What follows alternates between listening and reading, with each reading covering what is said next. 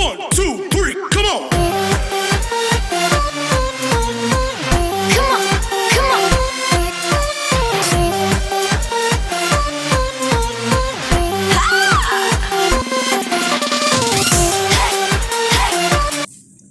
Hello everyone, welcome back again to my channel. For today's video, I want to make a vegetable biryani. So Arabic foods muna, Arabic recipe muna tayo guys. This is Juliet from Arabnoy Kitchen. Bago ang lahat, please subscribe on my channel kung bago pa kayo sa channel ko.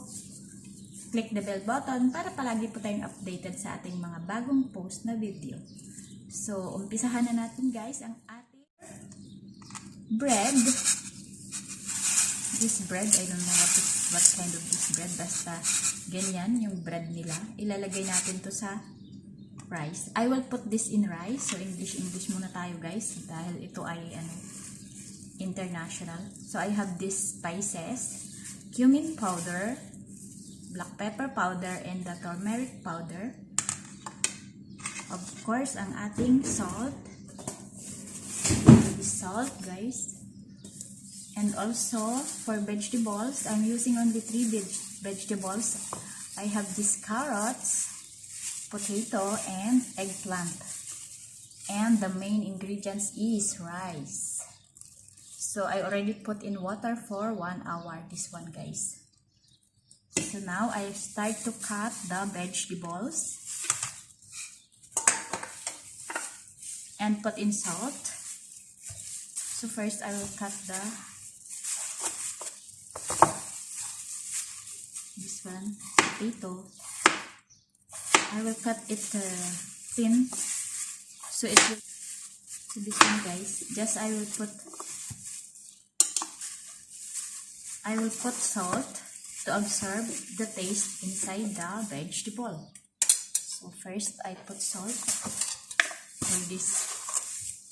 Then after how many minutes? 30 minutes, I will put in water and wash before putting in the rice.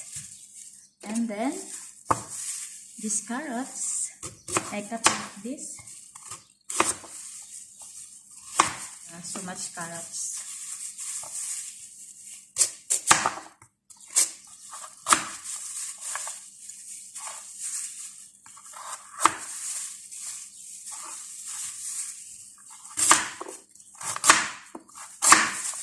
Then again, I will put salt, of course.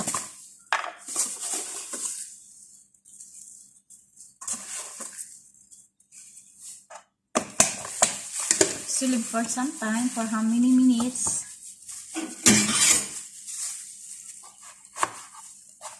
Also the eggplant. So for the eggplant, we will put also salt, sweet. If battery, don't use, because otherwise your rice biryani will not good taste because of this eggplant. So your eggplant must be fresh and have a good sweet taste. So you can taste by your tongue. Then because we will wash after, no, so no problem. It's okay. I will put salt also.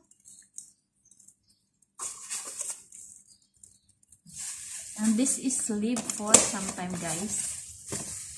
Sit aside. Then we have to boil now for our water for the rice, because we have to boil the rice before putting all the vegetables. So guys, we have to brown first our bread before putting in the rice. So this one, we have to make it brown this in the fire for a little bit with oil.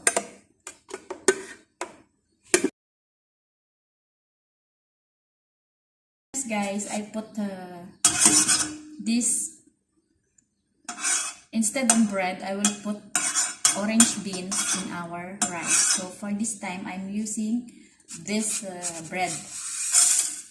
So I make it brown.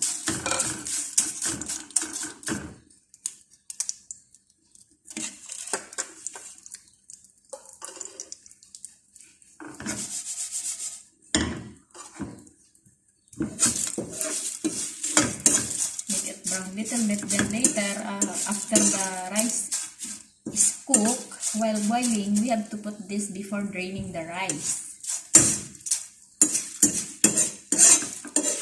Shout out Sir Roger Bautista, Ma'am Marcela Omandal, Ma'am Marina Malubay, Toto Rex Espirito, Divigen Espirito. Maraming salamat sa inyo. Ma'am and Gab Channel, Sis Jadas TV, Jumaira's Vlog, Mars Jackie, Madam Laura's Vlog, Solano Awin, or Solano TV, Sir Aris Geronilia, Madam Yuki Pinoy, Pangga The Stone's Life, Madam Rokaya Islam,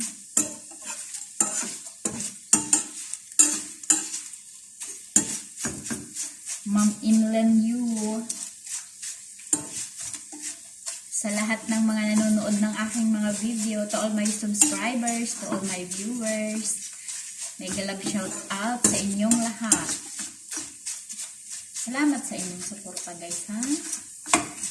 So, habang nagluluto si Arabnoy, mag-shout out muna sa inyo guys.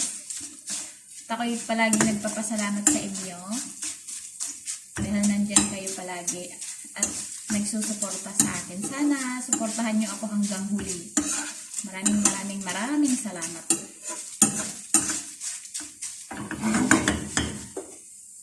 Medyo malapit na. Ipababrown lang natin lahat guys. Well, now the water for our rice. So guys, this is now the water for our rice. I open the fire. Then I will put salt. For two cups of rice, I will put 1 tablespoon of salt for boiling. So let it boil this water before putting the rice. I put cover.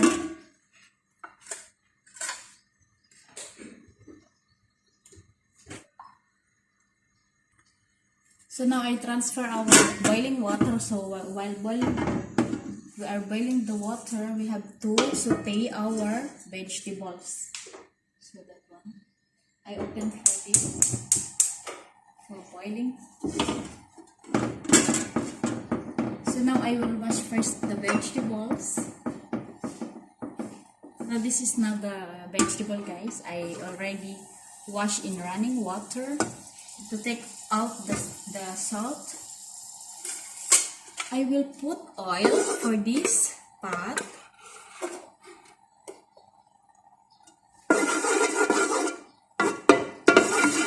I put more oil for the rice, for cooking the rice also, and also the vegetables, because the oil will absorb the vegetables, so we have to put enough. I think hot this oil. Then I put the spices, our black pepper, turmeric, and the cumin powder.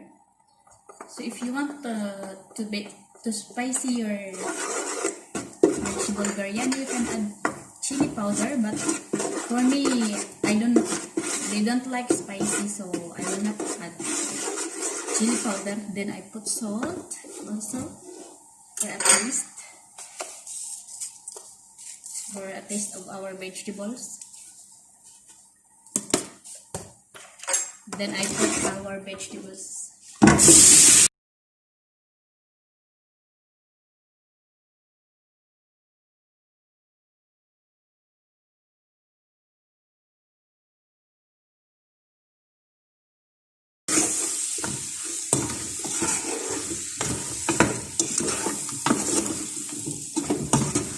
So we will see if the spices is not enough. We can add more.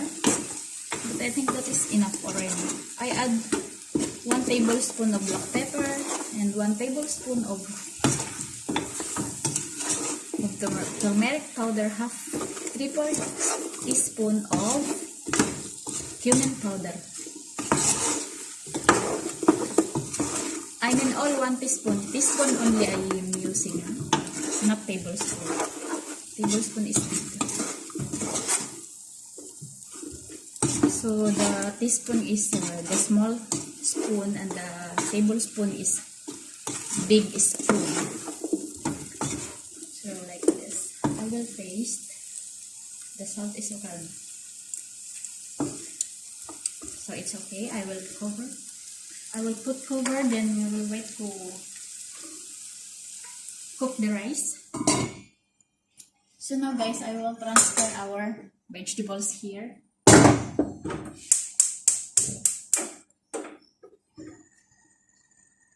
I put here. So I will check if the water is okay. So it's okay. I can put now the rice.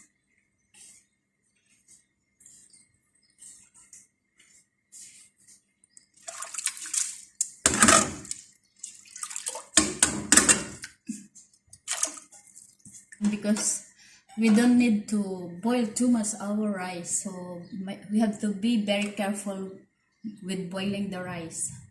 So avoid whitey so that our rice will not become too much cooked. So sometimes I make whitey, it become more cooked. Then my madam get angry with me because of whitey. So let it boil guys. I will put cover. So ito na guys. Boiling na siya. Tanggalin na natin yung bula. We will take all the bubbles. Take it out. Then we have to check if ready. So for this time guys, don't cook too much your rice because we have to put inside the vegetables. So if too much cook, it will become very soft, your rice. So I think this is okay now. Now I add our brown bread. This one.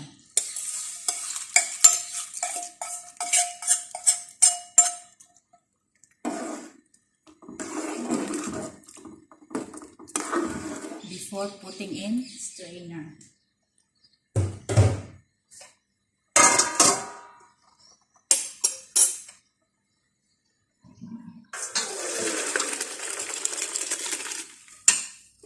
Our vegetables. So we have to put inside our vegetables guys.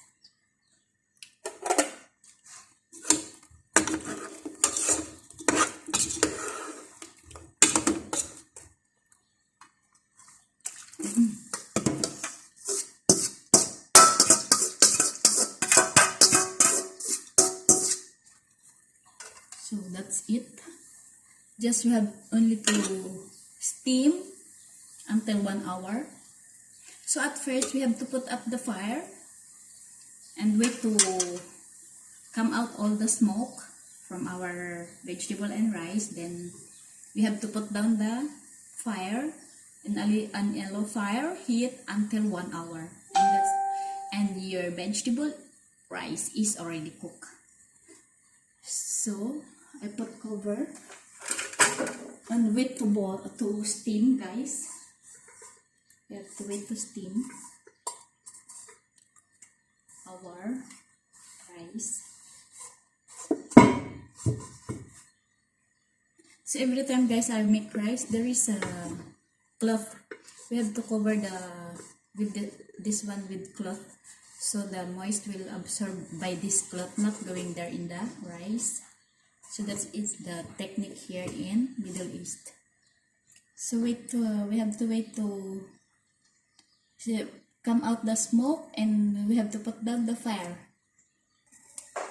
So guys, we have to put also oil on top of the rice. Little bit.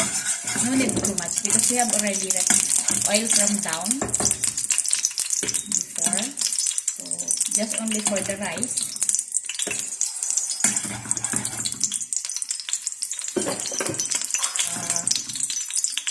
oil and I put this cinnamon stick, so the aroma will go in the rice. It will become good smell. Also, this is very good for diabetic person. This cinnamon stick. So now I will put inside the rice. This one, guys.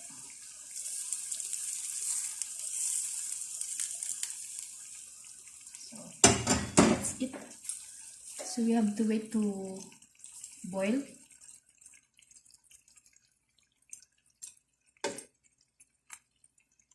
Okay.